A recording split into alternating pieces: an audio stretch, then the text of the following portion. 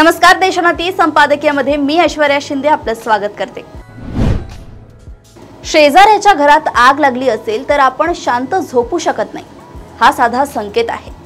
आपल्या तर बहुतेक शेजाऱ्यांची घरे जळतायत, त्यामुळे शेजारी जे काही होतंय त्याच्याशी आपले काही देणे घेणे नाही अशी भूमिका आपण घेऊ शकत नाही।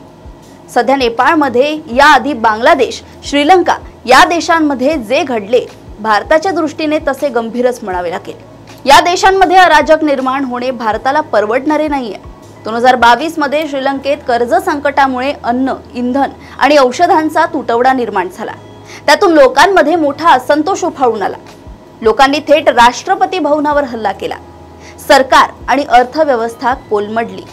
2024 मध्ये बांगलादेशात वादग्रस्त कोटा धोरणावरून विद्यार्थ्यांची निदर्शने सुरू झाली। आंदोलनात नंतर अतिरेकी गटांची घुसखोरी झाली।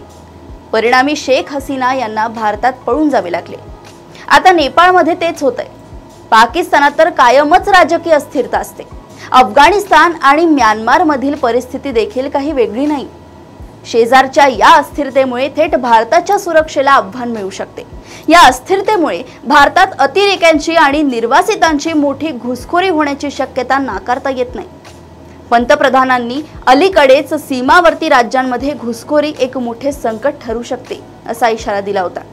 अशांत सीमा किंवा अशात शेजारी आपल्या विकासावरही परिणाम करू शकतात। चारही बाजूंनी अशांतता असेल तर बडे गुंतवणूकदार देशात गुंतवणूक करण्याची जोखीम उचलत नाही। या परिस्थितीत भारताने काय करायला हवे हा तज्ञांच्या विचारांचा प्रांत आहे, परंतु आपले शेजारी शांत आणि स्वस्थ राहतील या दृष्टीने भारताने पुढाकार घेऊन काही पावले उचलणे गरजेचे ठरतंय। आर्थिक मदत, संसाधनांची मदत, पायाभूत विकासासाठी सहकार्य अशा प्रकारच्या प्रयत्नांतून शेजारच्या देशांमध्ये शांतता निर्माण केली जाऊ शकते। क्वचित प्रसंगी लष्करी हस्तक्षेपालाही वाव आहे। या सगळ्यापेक्षा महत्त्वाचं म्हणजे या शेजारी देशांमध्ये लोकशाही शासन प्रणाली मजबूत व्हायला हवी आणि त्यासाठी भारताने पुढाकार घ्यायला हरकत नसावी। अशाच घडामोडी व अपडेट सोबत पुन्हा भेटूया देशोन्नती संपादकीयमध्ये। बघत रहा देशोन्नती। नमस्कार।